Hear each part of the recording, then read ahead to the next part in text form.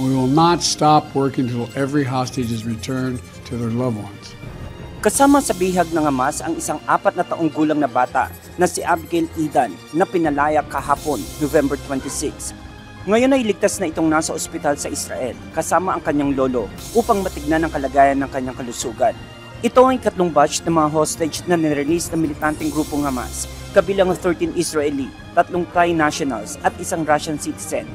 Kasabay nito, pinalaya na rin ang 39 na Palestinian prisoners mula sa Israeli jail.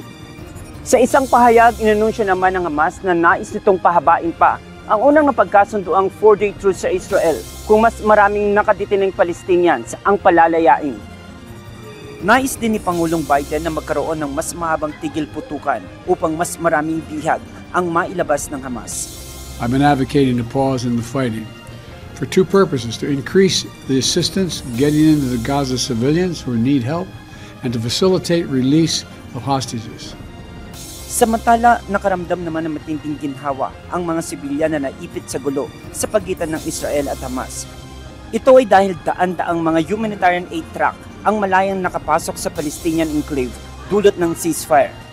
Tubig, pagkain, medical at mga pangunahing pangangailangan ang inihatid ng iba't ibang bansa at ng mga humanitarian organization sa Gaza.